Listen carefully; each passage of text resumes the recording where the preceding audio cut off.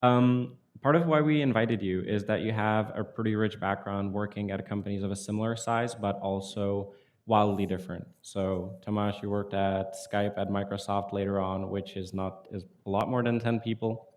Senta has been in different roles as well. If I recall correctly, you were working at HP before as well, which probably works very differently compared to Deloitte. And I they, like my biggest company was HP with 330,000 people because I was in the worldwide role. And my smallest company was 27 people. It was the first company when actually not Deloitte, Digital Equipment, was founding a subsidiary in Prague, but it's way, way back into history. and then Deani, before Productboard, he used to work at Slack, which also went from similar growth as Productboard. If you would pick like one difference that one of your previous roles has compared to what you do today, what stands out? Something that's very, maybe if you look at your current role, what's different than any of the roles that you worked before as an engineering leader? It's a good question. I think there's a lot of things in common, but if you want to talk about something that's different, I think personally to me it's the growth that Slack went through. Like I'm now seeing again here at Productboard. So now I started as an individual contributor at Slack and was a staff engineer there and saw like how the process is changed and how the company grew and all like what that meant. But now I'm sitting at the other end or with a different responsibility. Now I'm a part of like those conversations, figuring out what is right for us now, and like going into like what Senta is also teaching at universities. Like here, you need to like have a high degree of like critical thinking and figure out what is right for us right now for the problems that we're facing. And that's not something you can just get from reading a book. So it's like now the difference for me is now I'm a part of solving the problems that at least for a certain degree I saw first solved by others, but now I'm a part of that solution. I usually frame it differently, that before I just like complain about others not solving them, and now people are complaining about I left that out personally. What about you, Tomáš? I think the biggest difference is types of discussions I have with the team as a leader. In a bigger team, you naturally tend up to have more, especially the more senior you are as a leader, you tend to have more like mentoring style discussions, career focused and personal growth focused. While at the startup at this stage, it's really another question. People don't join startups at this age to have a career ladder lined up and have a promotion discussions every half a year. So it's much more business oriented, much more product oriented, and also much more technical discussions in terms of trade-offs. The bigger the company is, the bigger clients you have. Maybe I've worked recently with in a B2B SaaS company. If you have enterprise clients and you need to follow SOC compliances and you have a proper security team, you have a legal team, everything goes so much slower, which means you need to make better decisions and have longer discussions with the team about the technical decisions. Hello? Yes, works. In Zenbase right now, we are just making 10 decisions a day. At least half of them are wrong, but we just learn from it and we wake up and we continue. So it's a very different style of leadership. Definitely no time for mentoring. We just all learn on the go, especially since we are building a fintech company when none of us has any fintech experience. So there is a ton of learning, and that's what people signed up for. So they don't actually miss the mentoring part, and it's not a complaint that I don't have time for that. It's just the different stage of everybody's career. This is the high growth part. Actually, if I just stop there for a brief moment, how do you make sure the people's expectations are aligned before they join? They know what they're signing up for. They know they're not going to get any support and mentoring and they have to swim on their own. How do you do that? Do you just is it the way you screen people, or do you just tell them like upfront? I actually try to scare them at the interview. When I would be hiring, when I was trying to hire people to Pipedrive, I used definitely different tone and different examples. And set up different expectations. Right now, I try to scare them as much as possible, and if they are still interested, then there is a good chance they will survive and will actually enjoy it. It's not about survival; it's about enjoying it. I keep thinking that the reason why people join such an early stage company and such a high growth company is we are not able to pay as much money as a huge companies. We are not able to provide a line of benefits. The reasons why we should join is to learn and have fun as part of it. I personally one of those people who think that you can actually have fun while building a high growth company. You don't need to work in this asshole culture where managers are basically slave drivers, just trying to get as much as possible from employees. So that's what I'm trying to tell them. Like, look, these are the pros, these are the cons. I hope you will choose what's the best for you. But the worst thing to happen for a startup like us is that you spend time onboarding somebody and then they learn too late that it's not for them, and then you basically wasted this time you could have spent on building your product or maybe developing somebody else. So for me, I see actually two layers of differences. The first layer is if you work for IT company, you feel that you are basically part of the engineering crowd, and you understand those engineers because you are also one of the engineers. So I think the feeling is that you belong to IT company. And then you decide late in the career, as was my case, that you make another step and you go to professional services company, where actually you have people from many, many backgrounds, and sometimes you don't understand them because they are lawyers, for example, or auditors, or financial managers, or psychologists. So, but of course, you can look at it positively from the perspective of colorfulness of the backgrounds. But you need to be careful because those people with like colorful backgrounds, they also come with colorful egos, big egos. So, I think this is what I'm seeing if I compare, and if I compare the sizes of the company. I think there is loneliness, as Tomáš said, on both sides. Yeah, if you are in a small company, you feel lonely because you can't delegate, and if you are in the headquarters, you feel lonely because you can't delegate up, because there is no one. So I think I would call it like two-tail feeling. Loneliness, but at the same time, big responsibility and big commitment and ownership. So I think that there are advantages on everything. That's true, and I can definitely relate. I would also like to remind everybody, if you would like to hear anything specific, the questions are open. Feel free, open Slido. We're welcoming everything. You can scan the QR code. You can also just type in the code, so need to take out your cameras. It should be just like you join and post any questions you would like. When it comes to joining a small startup, a large corporation, imagining you're in your early 20s, you're trying to figure out where to start. What is your recommendation to people? What are the trade-offs joining an established large company? What are the trade-offs joining something like Zenbase or perhaps something bigger, maybe like 50 to 100 people? What should you watch out for? When is each of them a good fit? Imagine I'm just fresh out of college, maybe have an internship or one job behind me. How should I decide? I think if you have a good plan, go to the specialized company, either a startup or specialized company. And if you don't have the plan, if you actually want to test your capabilities, go to a bigger company and test your capabilities on maybe various departments, and then find yourself, and then maybe go into smaller company. This would be my advice. I've been actually asked these questions multiple times in the past. At Microsoft, I was part of the recruitment team for internship programs. Microsoft has a worldwide internship program, so I was interviewing students from all around Europe. And quite significant part of them actually asking me this question: is it a good idea to join my internship in Microsoft, or should I go to a smaller company? Obviously, at that time, I tell them, join Microsoft. You will have better opportunities to try different kind of jobs, and most importantly, your internship will be structured.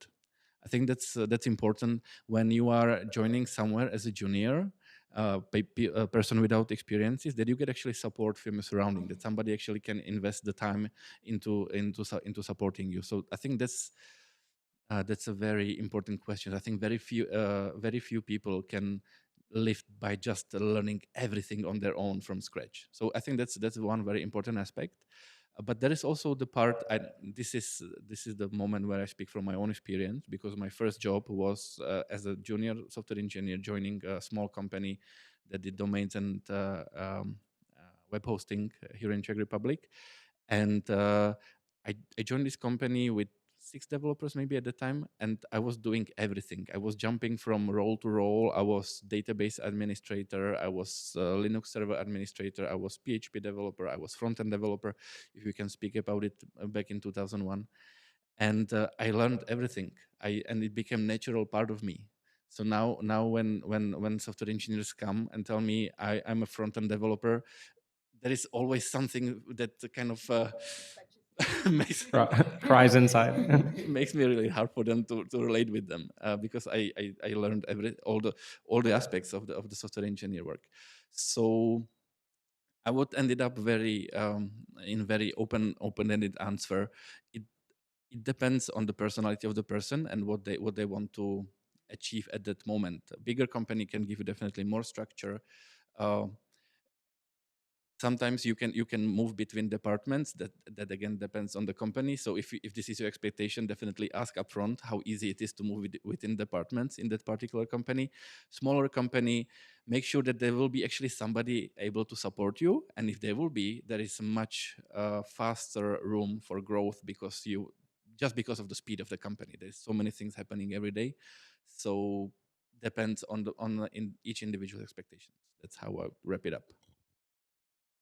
Yeah, I think you both said most of my thoughts as well. I can just look at my own past and not been exposed to.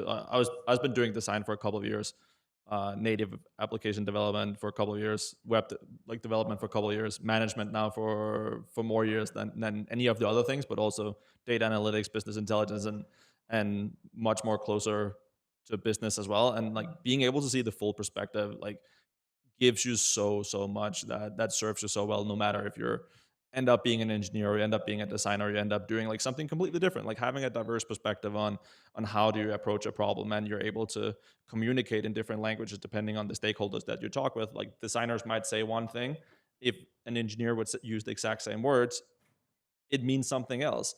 But you don't pick up on those nuances unless you have been exposed to both set of problems within like those realms. I have a tougher question. All right. On same difference, right? So you have the enterprise world and you have startups.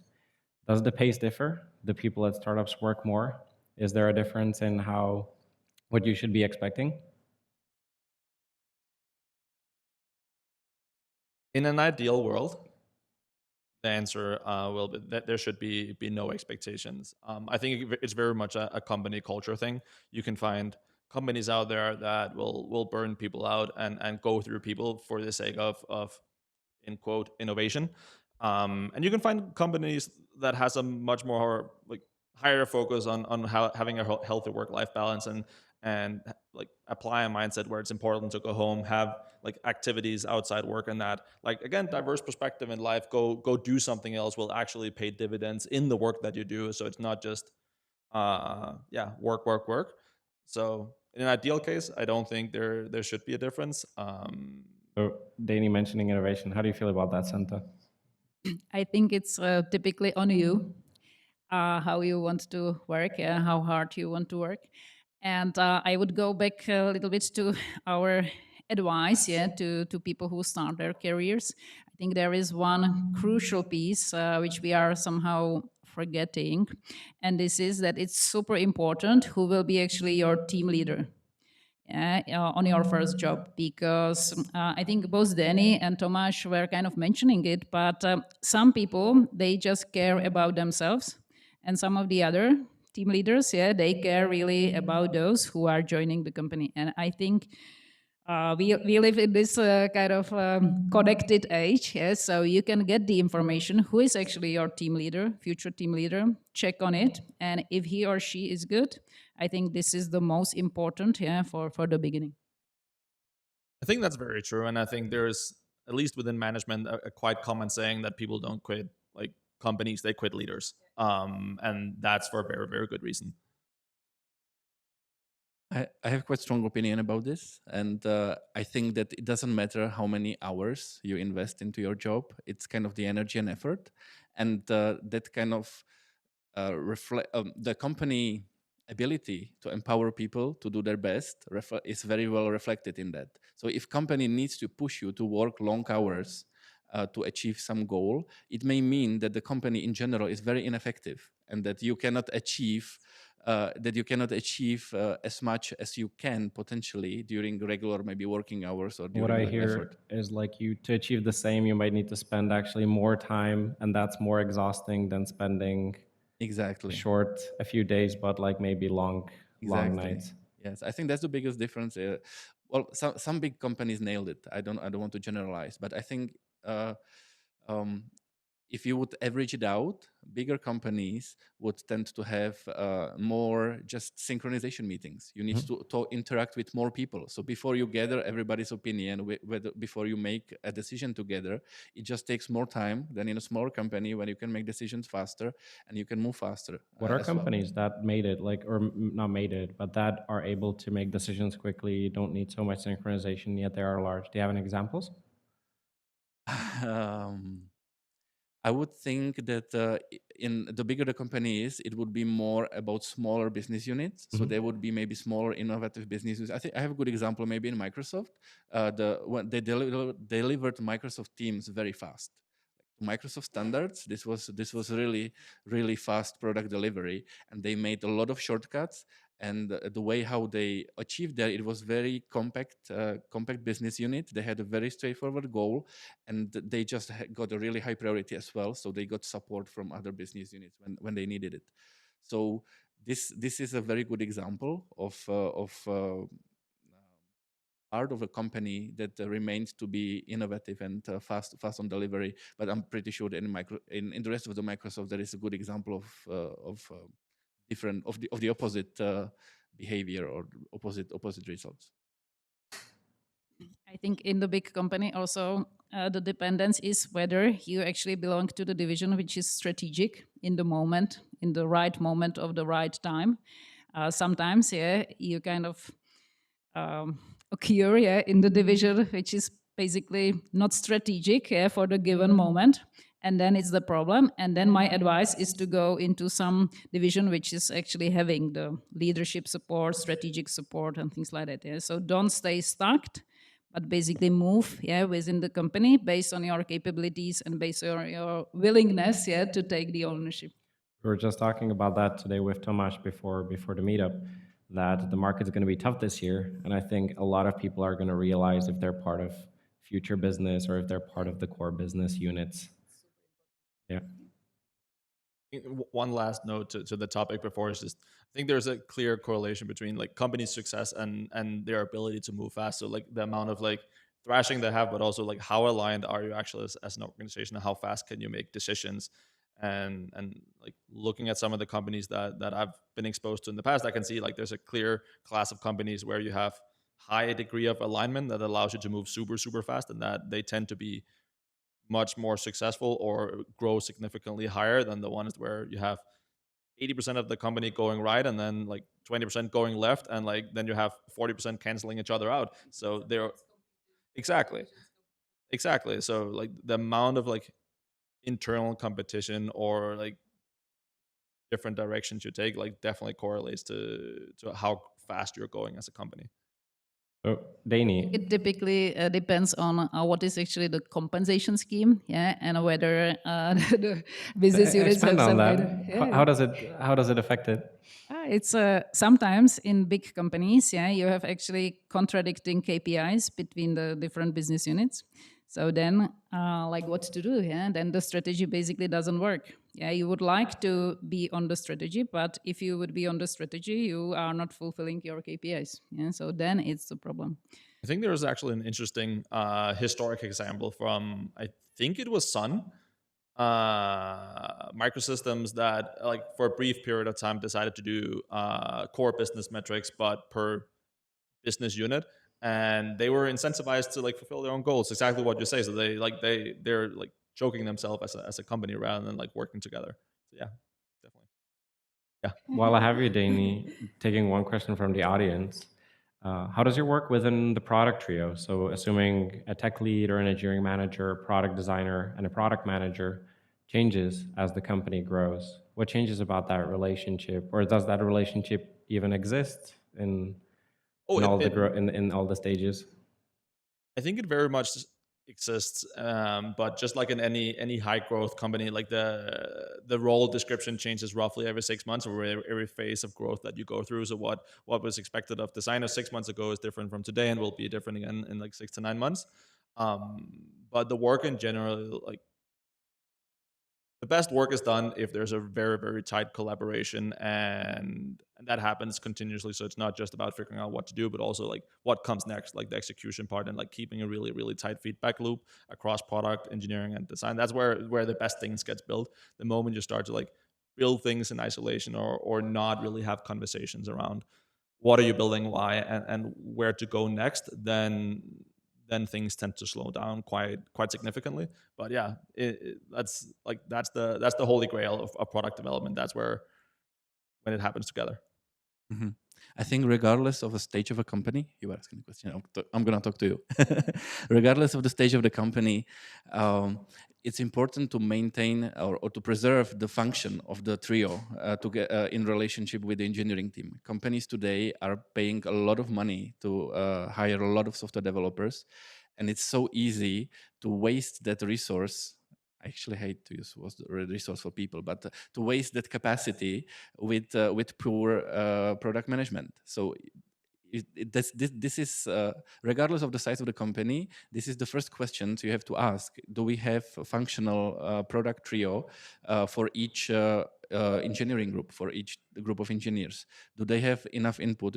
Are they working on the right things? Often companies are complaining that their development capacity is not enough, but when you dig deeper, they're actually producing something. It's just not the thing that they are supposed to be producing because of lack of synchronization between teams and units. So I think with the what's changing with the growth of a company is not the function of the trio, is how do you provide input and prioritization ammunition to this trio from the rest of the company. I promise these meetups are ad-free formats, but Tomáš just described what Productboard is supposed to solve. So make products that matter together. That's it, right? So if we have one thing we would like to fix and we would like the companies do right, that's exactly what Tomáš described. End of ad. Just one additional thought. Looking at my own past, I used to first do app development, then later design, and for an agency. And this turned into pretty good business because when doing designs, I knew exactly how, or could imagine easily how engineers would implement this. So you can imagine if you know how it's get built on the other side, it's really, really efficient. Like you can build really efficient components for them, and delivery would speed up significantly. That's why, like, again, going back to what we talked about earlier, like being exposed to like general like different classes of problems will definitely help. But if you don't have that, that's where you even more need to stay in sync. And if you don't, you end up at the dilemma where it's like if you're building a house and you're like putting it functionally together with all the bathrooms, living rooms, bedrooms, kitchens that you want, and then you call the architect afterwards like, hey, I built this house down this road, can you come make it look really, really nice? And the answer is like, well, that's not how it works. So you need a high degree of sync all the time. Got something to add, Senta? I think I would add to that we are very much now kind of thinking in the box. and we are thinking that all our developers are actually inside. Yeah, but we in Deloitte, we try to think outside of this box, and if we see some niche market, opportunity on the market, we are very quickly coming to get some more resources, either in the academia or in some startups, where actually you can get not only like 1 or 2 developers, but you can have even like experienced teams, and you can fix some product need, especially for some client, and then go back to your traditional model. Sounds good.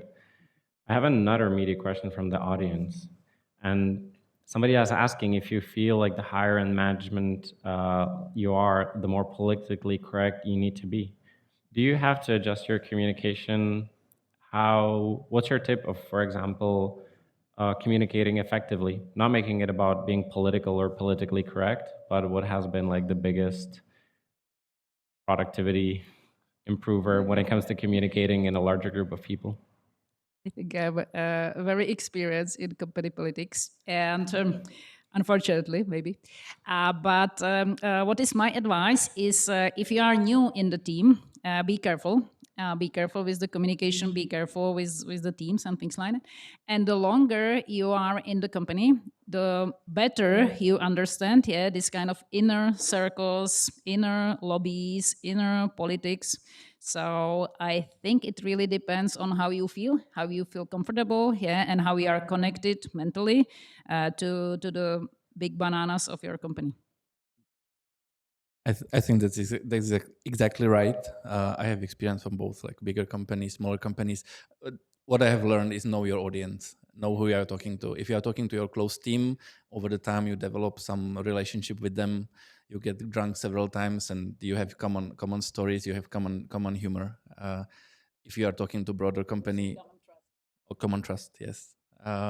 If you are talking to a broader company, to people you don't know, it would be kind of reckless to just shoot jokes around and hope that everybody will understand. And that was one thing I learned actually when I moved when I moved to United States with Skype. And Skype was at that moment just acquired by Microsoft. We all went through a very thorough training. One of them, there was a series of training, and one of them was called Standards of Business Conduct Training. And first of all, Microsoft is a big company, very multicultural, very global. And second of all, United States in general are very rigid in terms of how do you approach different cultures, different minorities. And many of mishaps are even...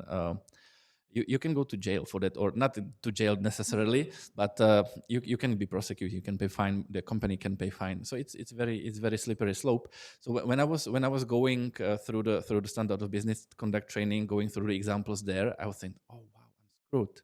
We as Czechs are not made for this. We are not ready for this. I have to tone it down a lot to be able to survive. Otherwise, I'm fired within a month. So definitely there's a difference based on country. But I think that's what bigger company gives you as a leader. Understand your team. Right now, even in Prague, even you can have a team of 10 people, and you can have 5 different nationalities. You can have 5 different cultures. So it actually helps to understand that there are different people from different perspectives. Such a basic thing as Christmas. You would just before Christmas, the whole December, everybody talks about Christmas. If you have a Muslim on your team, if you have somebody from different religion, they don't care about Christmas. You don't have to put it in front of their face every day.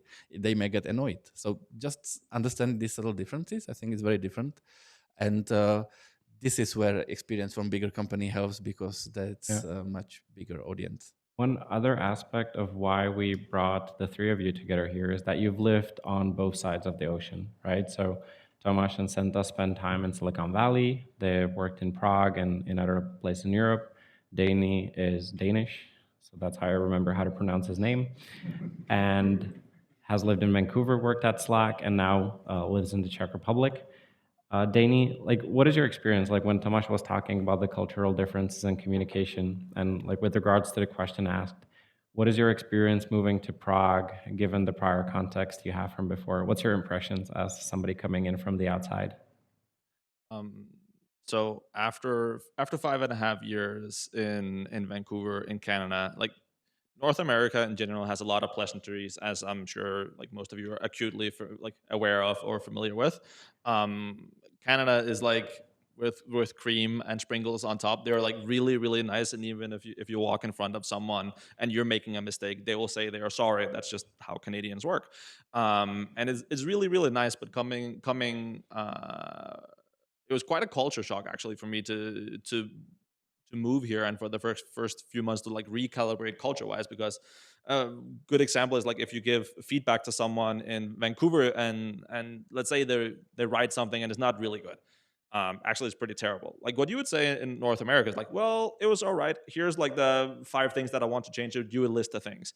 What I learned quite quickly, if you tell that to someone here, it means what you say it means, or it means like what you say is exactly what it means. So if it's like it's all right, there's like, oh, it's all right, here's the 5 things you could do better, but like it was all right. And that's just a similar example of like where the culture differs significantly. And like here it was actually for like freeing to like let go of a lot of like the pleasantries, etc. But like there are still a few things that I still have to get used to. For instance, if I leave a meeting with someone, especially if it's on Zoom, in Vancouver or North America, it would end with, oh yeah, let's chat soon, have coffee, go for a walk, hope you're having a great day. Here it usually ends with, bye. And Zoom is off. Imagine you're working and you joined a company, a multinational corporation or an American company in Prague. And then very often what you hear, oh, I work with Americans or Canadians, are very politically correct, I have to adjust, or I can't say what I think. How to spin it the other way, how to frame it positively, and how to try to explain it to your teams, what are the differences? And do you have like resources you could point them to? Like how would you like what would you point them to like kind of learn a little bit more about it, or how to be effective about it, and not just leave it to, oh, I just can't say what I think, which is not the point, right? No, absolutely not the point. And it's just how you frame different things. And you have to, again, like getting back to what we talked about earlier, you have to understand your audience, and also how do they perceive when you say a certain thing, how do they actually perceive it? And that's where culture and language barriers gets really really interesting. And that sometimes takes a bit of coaching to get exactly right, especially like, I don't know, for me as well. But it's interesting. I think again the diverse perspective is super super super important for companies. And it's just like sometimes it's like the detail is comes in the nuance sometimes, and that's where language gets tricky. Just got an idea that remote work goes directly against it, like knowing your audience, knowing the people, knowing the nuances. There's so much lost over Zoom calls, and especially when you work in a company that's full remote and you have never seen the people you are working with, this makes it so harder. And kind of for me personally, I know this is very individual, but for me personally, it takes out a lot of the fun part. Basically, your relationship with people became purely professional, and that is very hard to go beyond that. So that's my personal take on whether we should stick to fully remote. I personally can't, and I hate it. So my personal experience from this kind of US working, when I was promoted to US, I was super happy. Yeah, it was basically a breakthrough in my career. It came very soon. Yeah, so I felt accomplished. And suddenly landed in this team, I felt completely lost, because I was the only one from Eastern Europe, but not only Eastern Europe, I was the only one who was actually not local US. And I realized that I actually don't understand people outside of our profession. Yeah, so I didn't understand their sports, their movies, yeah, their kind of entertaining. And I realized that I must understand, because otherwise I will be the outsider. So seriously, I started listening to New York radio, Silicon Valley radios, yeah, to understand, yeah, what is happening, yeah, what is happening in politics, what is happening in culture, and I think this is a best practice.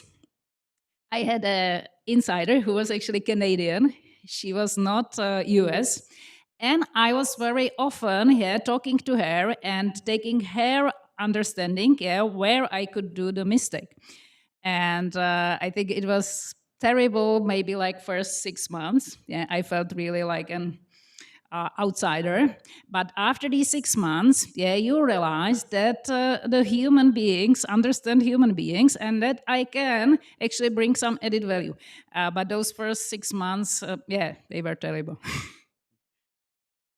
I remember that one of my stronger memories or experiences of differences between life in Czech Republic and in the US was actually the confidence, the general confidence level that Americans have compared to Czech people. I actually spent a lot of time hiring here at Skype in Prague. I went through hundreds of interviews. I screened maybe thousands of resumes. So I had my filter. I knew I had my benchmark. I knew when I screened through the resume, I knew what to expect from the person. And how the person would most likely behave and perform during the interview. With this experience, you already get it. When I moved to the US, I was suddenly getting all these superstar resumes. I was like, wow, all these people are so good. This will be amazing interviews. And then you come, you listen to the candidate, you ask them questions, and you keep waiting. So when is it going to come, this moment of shining? When do they actually gonna express this experience they have on paper? And actually almost never came. And I realized later on I started focusing on it, and these people rarely lied on their resumes, but they just missed thing here or there.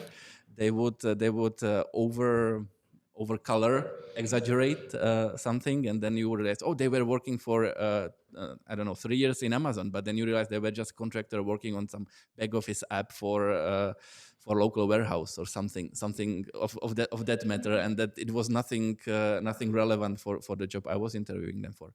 This is something extremely relevant. So we were opening the office in Vancouver just a year ago, and that was one of the very first things that we were preparing all interviewers with. Like, expect to be amazed, and like, but the skills will be probably very similar, like on just kind of the pure engineering hard skills. So just kind of watch out for that. And this is, I don't still believe we've been able to bridge that gap, be able to interview effectively across the two regions. I have actually a trick, and I fully agree with Tomáš. It happened to me 1,000 times. But there is a trick, and this is that you actually interview the US person, and then you ask him or her for references. And you really talk to those references, over the phone. It needs like 5 minutes. And you just ask one question. And you ask, like, if you were in my shoes, hiring John into my team, what should he improve first? And then, if there is a gap on the phone line, you know that you should not hire John at all.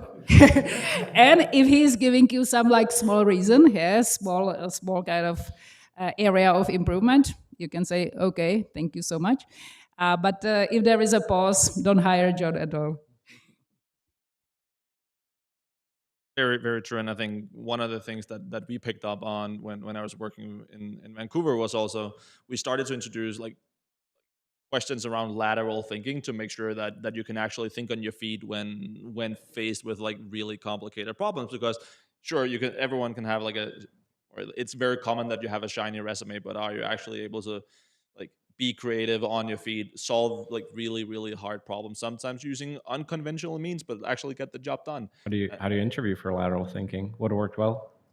We had, especially like when it came to engineers, we had some technical exercises that wasn't like easy to solve per se, but if you were creative, you could like usually come up with a smart solution for it. So like we primarily screened like through exercising or exercises, but that's where some of the best hires came in. Like they're like super creative and super smart, good thinkers.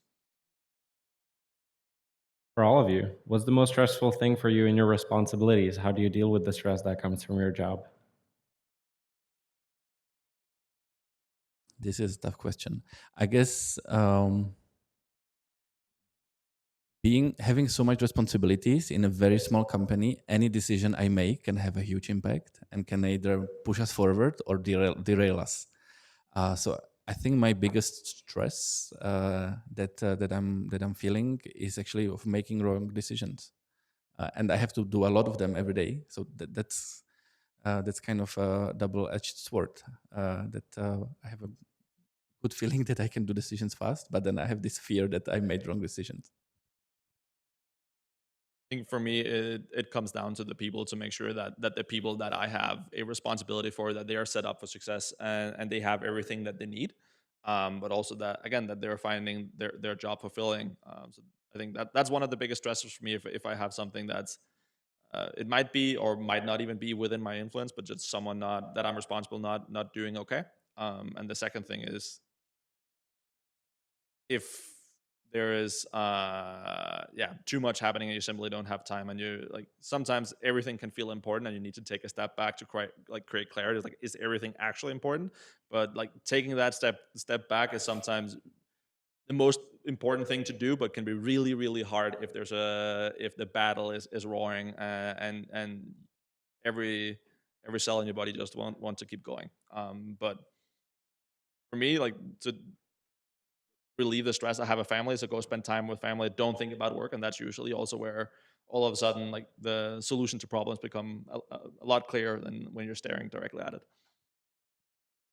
For me, I'm a very calm person. It goes after my father, so I'm very, very hardly going into stress. And I have the same. Yeah, I relax with my kids, with my family, with sports and things like that. But there is one situation which makes me very stressful, and this is when I should fire some people. And when actually I'm getting some quotas, like Senta fire like 30% of the people. It happened to me actually in my career in the moment when we were putting two companies together. So I was this kind of cutter, 30%, maybe 35. And I think that this is a stressful situation because you could hardly understand not only whether the person will be like successful outside if you fire him, but also whether you are really making a good decision. Yeah, because it's very hard to predict what the new company will actually need in the capabilities, competencies, but also values. So when I do fire people, I am getting super stressful, and it goes even like into my bad dreams that I even dream about those people who I really fired in my past, and I'm still questioning myself whether it was a good decision. So those are hard decisions. You would be a monster if you wouldn't be stressed for firing people.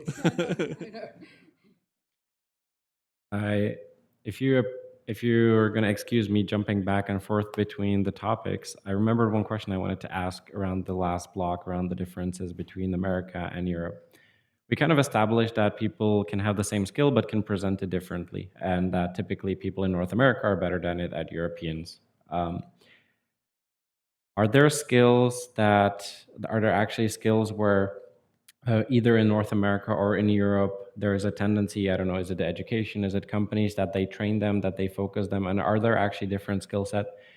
Not focusing on engineers now, just engineering leaders, managers, do you feel there's a difference in what each of the locations provide in terms of the skills of the talent pool? I think there is a big difference, and this difference comes from the size of the market.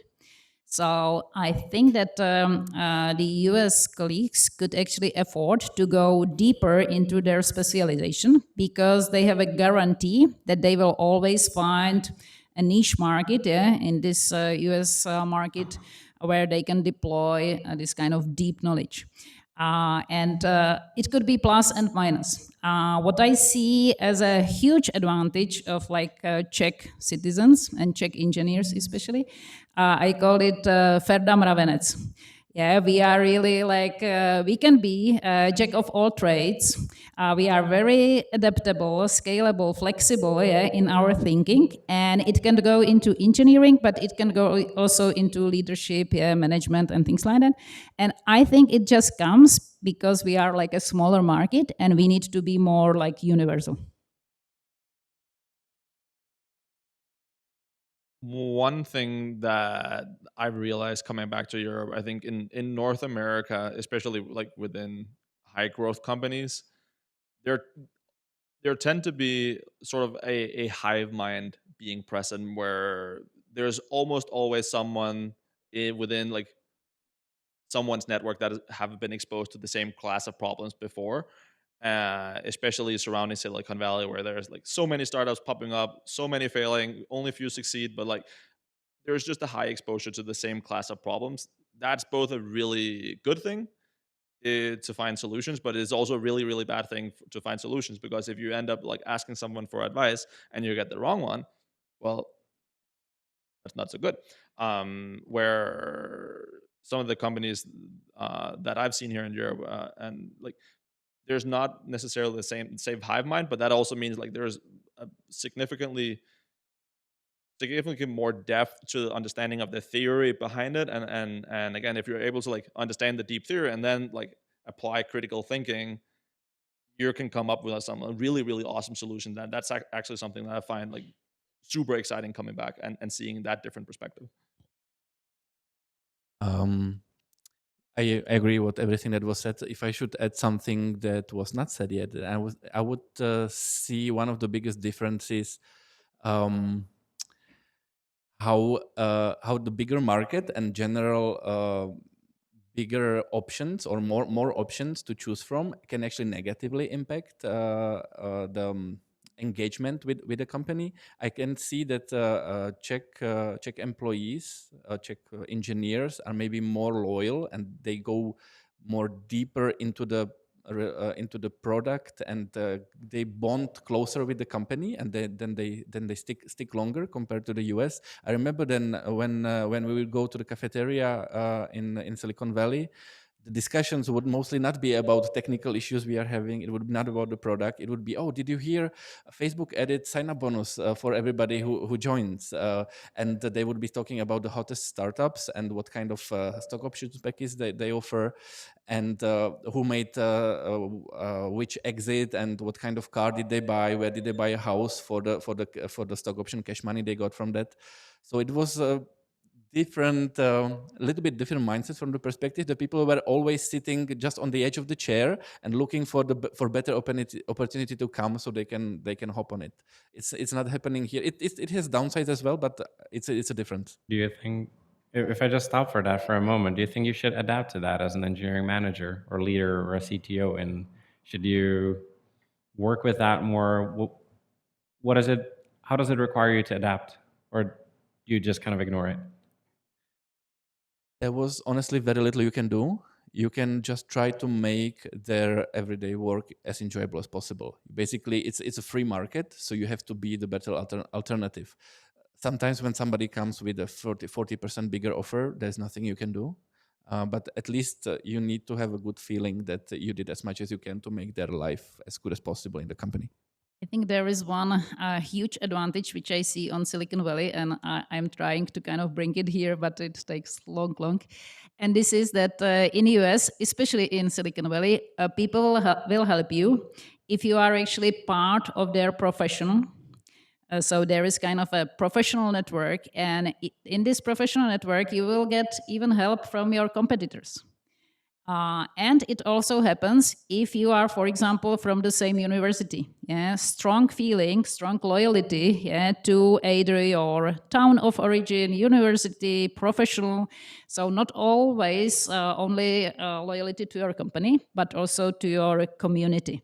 And I think it's beautiful. Yeah, I got so much help from people who are actually my competitors, and it was, I think, like my explanation is that it was because the market was so healthy, yeah, so like large for everyone. But I also see another big advantage, and this is if you are like employing US citizens, they are not protected. Their contracts, yeah, you can basically do whatever you want with them. If they are not good, you can just like exchange them for other people. Yeah, the market is so flexible. Yeah, there is no protection.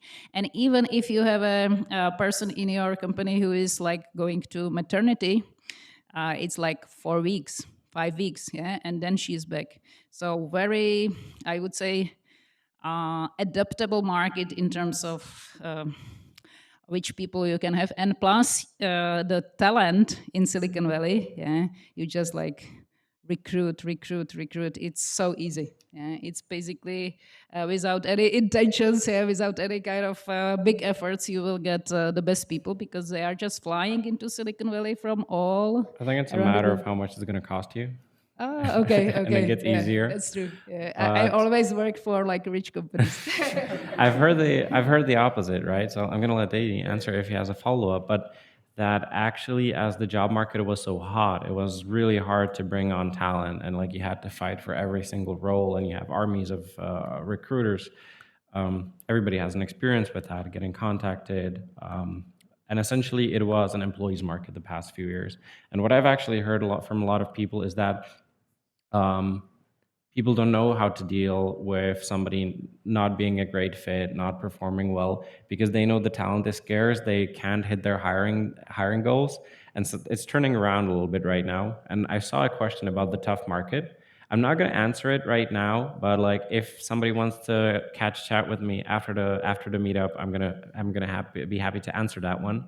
But that the managers and the leaders in engineering are not able to handle that they're actually worried of not having all the people in their team that they're supposed to have. That's why recruiting is so important. And it's so important that when you do your interviews, that you screen for the right skills for what you need as a team, because what comes next, if it's not a good fit, is like it's a long process. Even if it like the laws of the United States and especially California is like less strict than Europe in general. I think a lot of companies there are still super cautious and afraid they might get sued if they let someone go. So like they do a lot of due diligence before they actually let someone go, even if like both partners think it's a bad fit. So I think the best thing companies can do is just invest into hiring to make sure that the people you bring on board is right. And I think that touches also on what Thomas said before, which like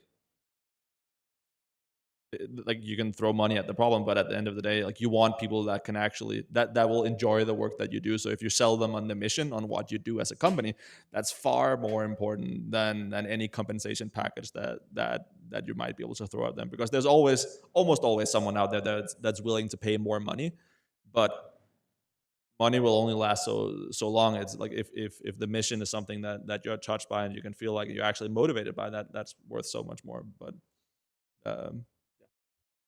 I think I have a very relevant experience for this. I started with Pipedrive as a like first person here in Prague, with the mission to hire a whole engineering team on the market when nobody knew the company. Pipedrive has a very good reputation in the home country in Estonia. Here nobody knew it except for salespeople, because it's a CRM for salespeople. So I was standing exactly in front of this question: how do I hire so many people? And immediately I got swarmed by agencies, hiring agencies, and they would tell me, the bigger one, they would tell me, we can give you 5 recruiters. They will source 3,000 people in 1 month. You can have so many resumes to choose from. And at that time, we intentionally decided to not do that. We wanted to grow at a healthy pace, and we started building the brand, well reputable companies doing, like Productboard, for instance. They invest. What you see here is a result of a whole team of people. There is a lot of effort put into this, and companies like Productboard and Pipedrive, they just want to show the market who they are, what to expect, what they can offer, and then it's much easier conversation for the recruiter once you actually reach out to a candidate who already can put you in a place, who can associate maybe some emotions, memories from meetups like these ones, and they can say, hey, this was actually a nice company. I had a good feeling about it, and they immediately are more prone to talk to this person. So I think this is true regardless of the situation on the market. You just need, if the market gets hotter and tougher, you just need to bump up your game. You need to improve your game, be even better of what you are doing, and simply be better than the competition, and make. So what I think the important part is let the person choose, implant the right thoughts, right emotions about your company, and then when they are ready to change job, maybe they will they will come up to you. This was actually the biggest satisfaction for all the effort we put at Pipedrive into employer branding. When somebody would come to interview and they would say, I came to this is my first interview and I hope it will go well because I want to join Pipedrive. That was it happened seldom, I must admit. But when this happened, it felt so great because it meant that we did something good about employer branding.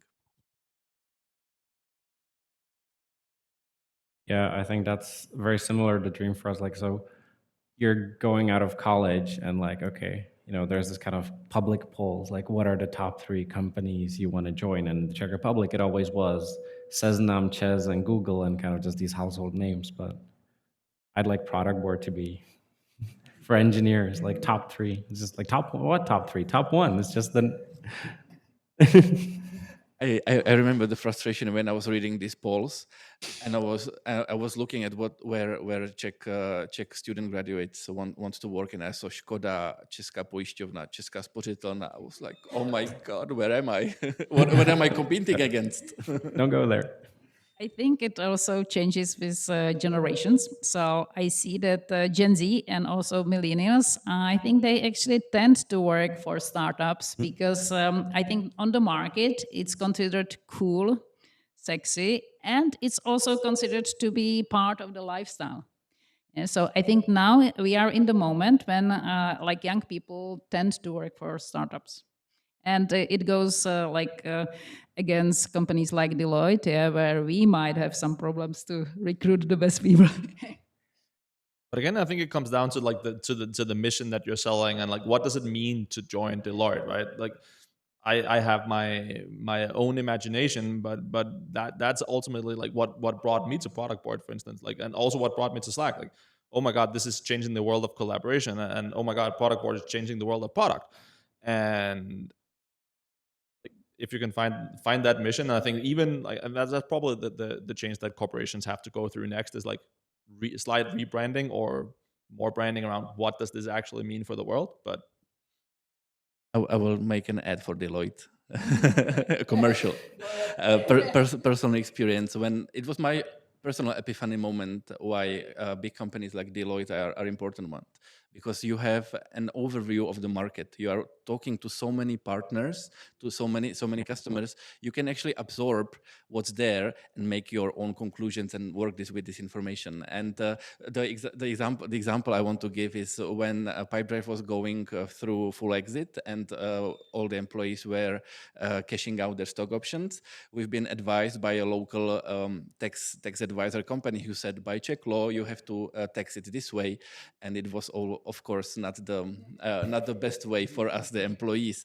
So I actually fought really hard so we can get a second opinion, and we actually hired Deloitte, and the people from Deloitte came and they said, we have been through this for the 10 different companies, and even though the law is not very exact about how this can be done, for all of these companies we did it this way and it worked out and nobody paid any fine.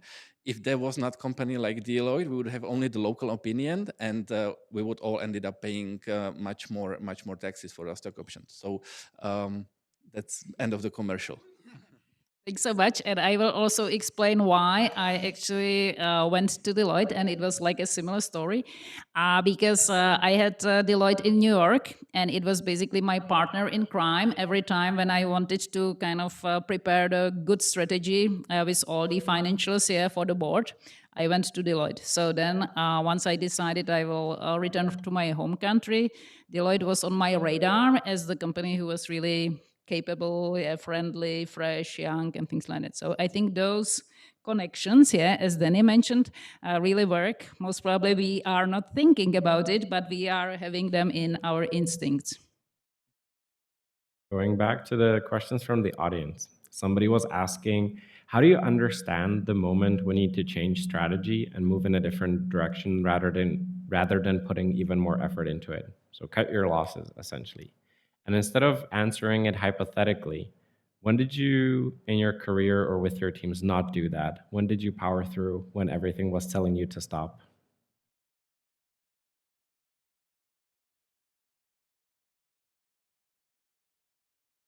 I can give one example. When I worked for headquarters in Hewlett-Packard, we were actually having two CRM systems, and they were actually competitive in one company. And why it happened? Because there were actually two companies acquired, putting like merged together, and each company was actually bringing this CRM system with it. So, and you can't imagine the discussions around those two systems, because there were people who were protecting both of those systems. And yes, we made a bad decision because of politics, not because of some ratio. And even now, after 10 years, we are seeing the consequences. I finally come up with a good idea. And it comes back to my Microsoft times, and it relates a little bit what Senta was saying at the beginning, that in a big company, you need to be part of the flow. The moment you are not part of the flow, you should step back into the flow. When you find yourself in a team that is not part of the general strategy, you will be diminished. At the time, I just didn't know this. Yeah, I hope I could give myself this advice, but it was I don't know, six years back, and we were working on a greenfield innovative product, and I was telling everybody I'm working at a startup inside a big company. It's a really great and sexy idea, and we put a lot of effort and energy into it. And I tried really, really hard to make it work. But what I see from today. It was not just part of the general strategy, so we did not get the support we needed from other teams. So we were all the time swimming against the stream, and that's very tiring, exhausting. And that was the reason why I left the company at the end. Knowing what I know now, I would have probably given up sooner, and I would just go to my manager and say, "This clearly doesn't make sense. Let's work on something that is part of the flow." I think one thing that stands out here in my past is understanding when is the time right to fix an issue. You might be running into an issue that to you seems like a big thing, but you don't have the full perspective on the organization. So you might push really hard for like, hey, we have to solve this problem that is like bugging me, my team, or my organization. But in the grand scheme of things, it's not the most important thing to solve for the entire company, but for you, it's the most important thing. So to understand the bigger context of the company, like I failed to do this in my past and tried to solve some things that the time was not right. It was still a problem, but the time was just not right. And when you try to push harder because you still really care and you want to solve this problem, like it usually doesn't lead anywhere. And it certainly didn't in my case. And that's, again, like step back into the flow. And then I could maybe, like, looking back, hindsight is 2020, but like with a few pointed questions, I could probably have better understood why. The timing also has to be right. I have another kind of message to give you, and this would be, don't be shy. Yeah, if you feel that your product line is, for example, kind of not on the flow anymore, then, and it happened to me a couple of times, I am an assertive person, and it happened to me that I basically sent some emails to people who were like in the hierarchy, like much higher up than me, just asking them like simple question, which I didn't got the answer from my upper level managers. So I kind of overstepped. And of course, you need to do it smartly and politely, and you can't overuse this overpass. But in the moment when you feel like my product line is strategically on the kind of back line, and we are kind of losing the focus, I think this is the moment when you can even help your management, because maybe they are like too political, and you can just politely ask to some kind of really big Vic, and you can ask him, like, could you share the strategy for like next 2 years in my competence area? And it typically happened to me that never those people say no. Typically they, of course, copy your direct manager, so that you might be in trouble. But at the same time, you get what you need. And typically then you basically solve the barrier, which I typically, and I think Tomáš has the same, was having some instincts that our product line is basically put aside. I had the instinct. I checked with the upper managers, and sometimes it works, sometimes not. But I would definitely give you the advice: don't be shy. Typically, people in the organizations are nicer and kinder than you imagine they are. And typically, they want to help people who have good intentions. Don't misuse this behavior to get some kind of just personal benefit. Yeah, you need to really do it on behalf of the team. And if you do it with really good intentions on behalf of the team, typically it comes back to you as a kind of promotion, maybe even. But don't do it because of the promotion. Do it because of the well-being of the team and of this product line. I just want to add a +1 on that. Since I have experience from different levels of leadership, the higher you are, the less visibility you have what's happening below. So doing this can be called managing up, doing this managing up can actually be very helpful because you provide more information, more clarity to the people who may like it otherwise. So it's definitely not a bad thing, and managing up is a very legitimate line of activities for any leader, especially in the bigger companies. Sometimes I talk with managers in my team that you don't know who you're going to end up working with, or you do not know who's going to end up working on your team. And so sometimes, like, when you fight too hard for your team and like at the expense of others, it's going to come back to you. So, oh yeah, we're merging and you're doing really well, and so we'd like you to take care of this. And then, oh, this other team is now reporting to you, and you have trouble ahead. I have another kind of advice, and this is that Prague is really beautiful and attractive. And you can use from time to time the invitation to your kind of highest managers and ask them to come to Prague and to deliver some masterclass. And it could be the masterclass in engineering, but it could be also masterclass in leadership, whatever. Yeah, like select the specialization, and doing so, you basically plant the seeds in the organization. They come because Prague is beautiful, or Istanbul, or Athens. Yeah, basically our region is beautiful. They come, and going back to headquarters, they actually have like much bigger understanding, what is happening there and what is the potential, of this beautiful region. So do it. Don't be shy. Again, be active. I'll let you finish, Deani.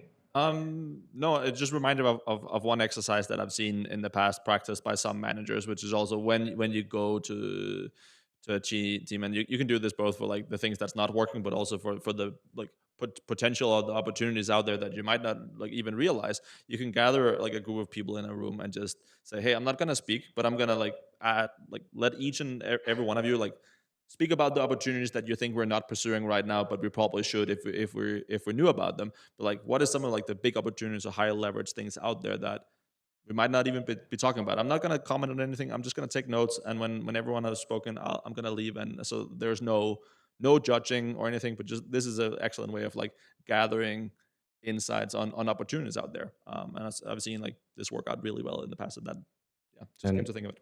So we're coming up on time, and a lot of it has been about advice, about your personal experiences. We have one last question from the audience, and that is going back to the beginning of your journey. What advice would you give to the younger self? I would just repeat what Senta said. Don't be shy. Comparing myself before the US experience and after the US experience, my biggest realization was that I was always waiting for somebody to notice me, for somebody to reward me. And I was just trying hard and look, I'm here. I'm really good. Do something about it. Because when you praise yourself, it's perceived in our culture. It's perceived as a negative habit, negative quality. But if you do it in a subtle way, and you just maybe rise your good skills, your qualities that are objective, then it's it's just part of being on the market, being on the job market.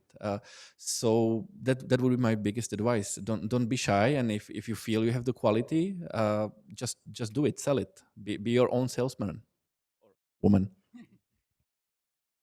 think for me, two things stand out. It's definitely fortune favors the bold, so don't be afraid to like take big leaps or go after your goals, even if they might be bold or audacious or seem unreachable to others.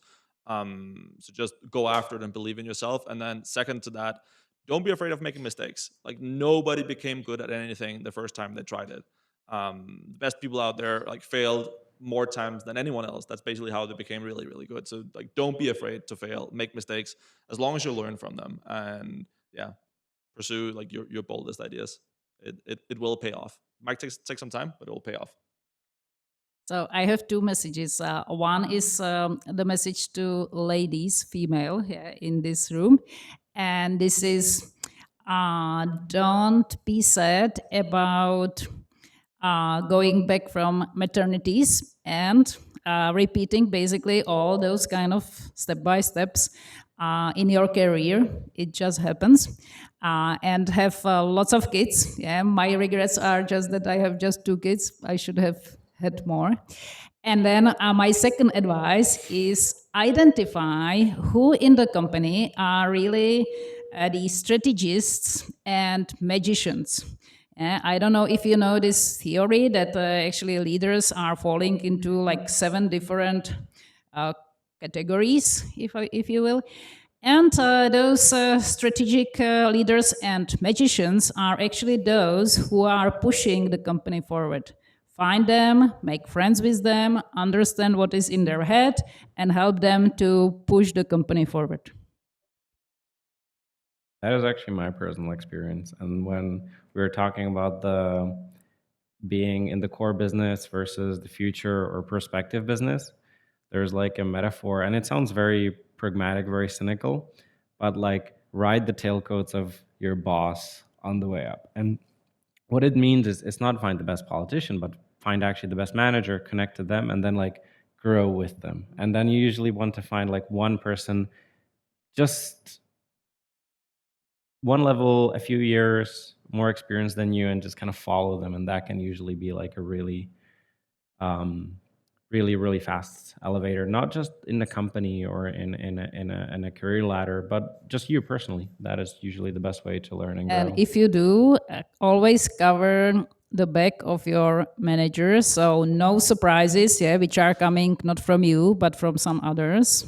So always prepare him or her for the worst case scenarios. So be honest with him or her, and then help him or her how you want people would be helping you, because it will come back into in your career like later. If you kind of push people up, then they will also push you up, and the people are actually seeing this behavior and they behave similar.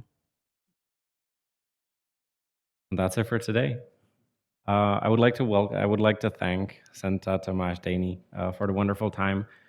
I'd like to thank everybody for the thoughtful questions.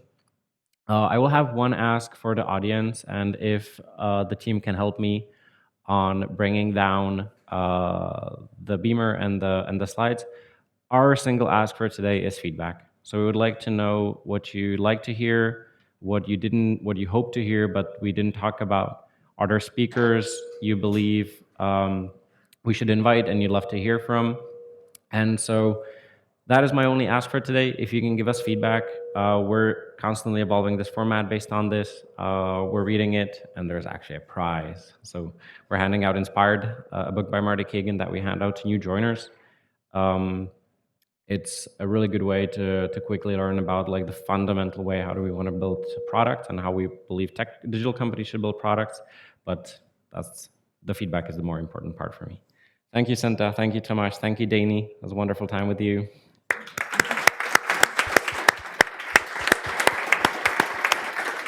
So we're going to stick around.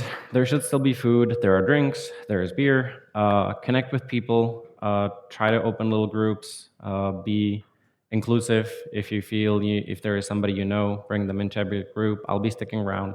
Very happy to answer the questions about how tough the market is going to be this year. There's a lot of other questions out there that all of our guests today have also a lot to talk to. So let's give them just a minute. But thank you, and see you next time.